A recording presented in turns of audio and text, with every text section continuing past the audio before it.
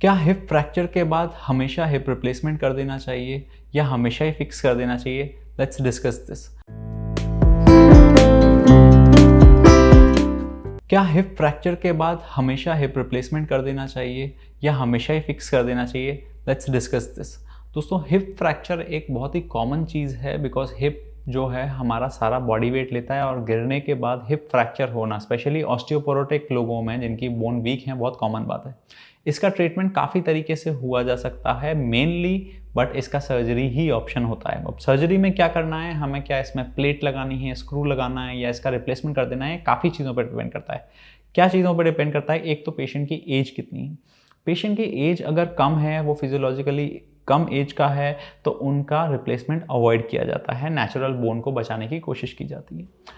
Fracture type पे भी depend करता है कि पेशेंट के जो फ्रैक्चर है वो उसमें सिर्फ 2 ही पार्ट हुए हैं या मल्टीपल क्रशिंग हो गई है बोन की, मल्टीपल फ्रैगमेंट्स हो गए हैं, क्या वो रिपेरेबल हैं या नहीं है, इसको भी वे करना इंपॉर्टेंट। तीसरी बात है टाइम ऑफ फ्रैक्चर।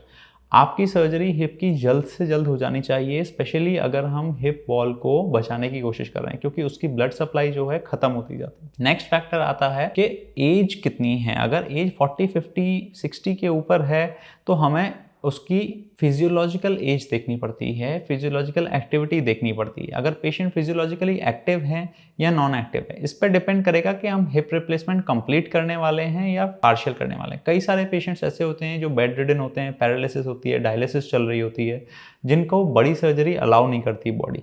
तो उन केसेस में जिनका घर घर में ही रहना है, उनमें हम कई बार बाइपोलर हिप रिप्लेसमेंट भी करते हैं, जिसका मतलब होता है हेमी हिप रिप्लेसमेंट। अगर पेशेंट फिजियोलॉजिकली बहुत एक्टिव है तो even after 60, 70 years, even 80 years पे भी आप टोटल हिप रिप्लेसमेंट कर सकते हो बिकॉज पेशेंट अगर फिजियोलॉजिकली एक्टिव है तो उनको एक अच्छी पेन फ्री लाइफ और एक एसिटाबुलम चाहिए, एक प्याली चाहिए जिसमें कि उनका बॉल अच्छे से घूमता रहे और बोन को डैमेज ना करे। तो आप ये बहुत डिटेल में डिस्कस करें आपके हिप रिप्लेसमेंट सर्जन से या हिप सर्जन से कि आपकी कौन सी सर्जरी होने वाली है और क्यों ऐसी होने वाली है।